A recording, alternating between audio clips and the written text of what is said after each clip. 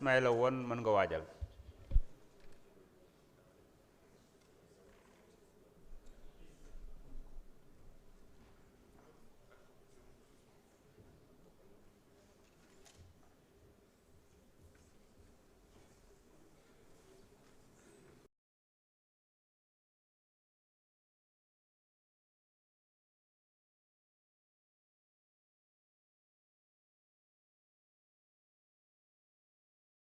العزيز الحكيم صدق الله العظيم. Monsieur le ministre maa ngi lay nuyu di la jox sa wàccuwaay di nuyu les collaborateurs du ministre garde des Sceaux.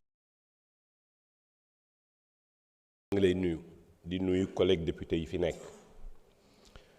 Monsieur le ministre tey jii da ngeen ñu indil durcissement dinañu jàppandi ci durcissement bi balaa ñuy am leneen waaye monsieur le ministre je suis de ceux qui pensent que dans ce pays bi nga xam ne fii la El Hadj Oumar Tall gane àddina dans ce pays bi nga xam ne fii la Seydi El Hadj Malick radiallahu taala anhu gane àdduna dans ce pays bi nga xam ne fii la Cheikh Ahmadou Bamba Khadim Rasoul gane àddina dans ce pays bi nga xam ne fii la Sirajuddin Alhaji Mouhamadou Saïd Ba gane àdduna ak yeneeni kilifa yu baax yi jàpp naa ne bu ñu criminaliser wul tey bés dina ñëw dinañu criminaliser parce que réew mi mënul d'accord ak góor jigéen. Monsieur le ministre, je voulais également profiter de cette occasion parce qu'il s'agit de la révision du code pénal.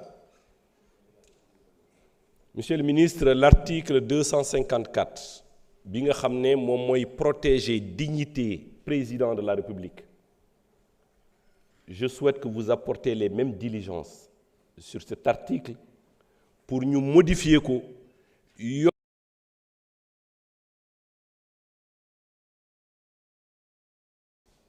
Monsieur le ministre réew mi li fi xew mbirum góor jigéen naam nekk na situation bu jafe waaye sunu kilifa diine yi nga xam ne mayu ñu leen worma ci réew mi war nañu ut ay jumtuwaay pour ñu mun leen aar.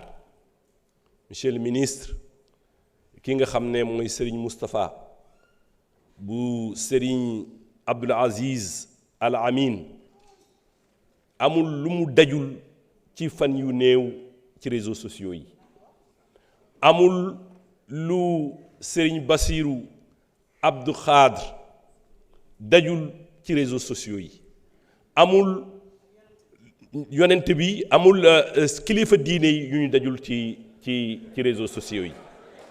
Monsieur le ministre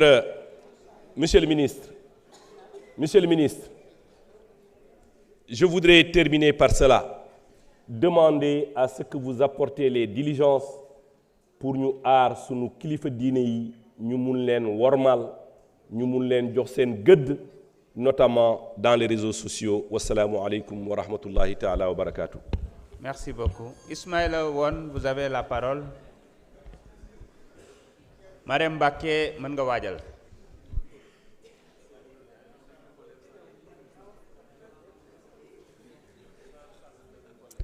Merci, Monsieur le Président, Monsieur le Ministre, chers collègues. Si j'avais un bon anglais, j'allais m'exprimer en anglais à l'intention de la communauté internationale. Mais malheureusement, je ne parle pas anglais, mais je vais m'exprimer dans mon français chaotique pour rappeler un fait.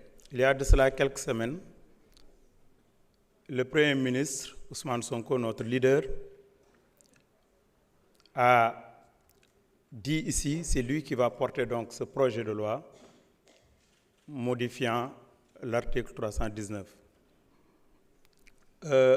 Depuis lors, si vous faites le constat, les médias internationaux, pratiquement dans l'excès de zèle, se sont mis à produire des textes à la limite pour attaquer non seulement le leader, mais attaquer également le projet. Parce que nous comprenons que derrière ces attaques, il y a une volonté de la part de certaines structures, de certaines organisations, de protéger les homosexuels. Je souhaiterais rappeler un fait. Tout peuple, toute nation a le droit d'incarner ses propres valeurs. Nous acceptons qu'une chose soit valeur ici et soit anti-valeur chez eux. Mais ils doivent accepter qu'une chose soit valeur chez eux, soit anti-valeur chez eux, soit valeur chez nous. Et l'homosexualité, comme l'a dit mon prédécesseur tout à l'heure, monsieur le maire, nous avons des valeurs incarnées par des références. Nous sommes une société avec des modèles, des normes, des schèmes de conduite et des références. Et pour rien au monde, nous allons descendre de ce piédestal. Ce qu'il y a, c'est que vous devez accepter que le Sénégal, comme d'autres pays africains, ne peuvent pas accepter certaines antivaleurs se développer dans notre culture. Ce n'est pas lié à notre société, ce n'est pas lié à notre manière de vivre, et nous ne l'accepterons pas. Nous ne le faisons pas pour défier des organisations, nous ne le faisons pas pour donner l'impression que nous faisons une forme de rébellion. C'est qu'il y a, nous voulons être en conformité avec nos réalités sociétales. Au département de sociologie de Dakar, on nous a enseigné le relativisme culturel.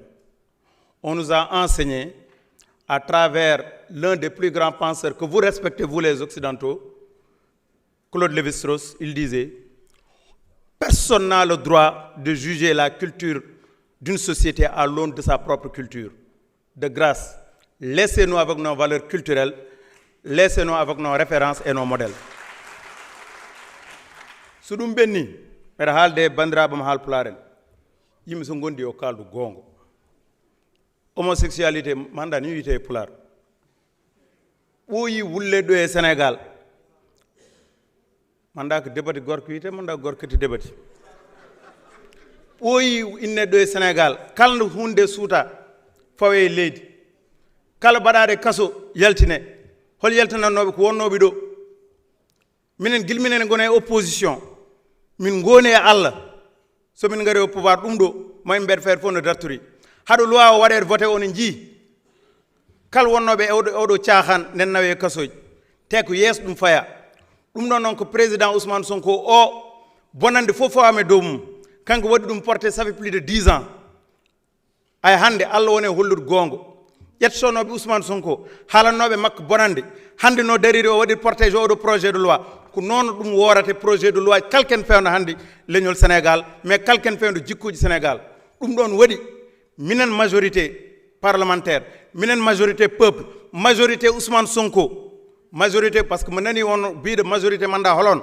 mais minen majorité Ousmane Sonko won peuple Sénégal kalko Ousmane Sonko addi ɗo ken fewndo leñol ken fewndo gongal amen ɗo e nder Sénégal inchallah mamin goɗɗum Allah jarama on jarama Allah jarama. Marème Mbacké, vous avez la parole. Omar Diop man nga waajal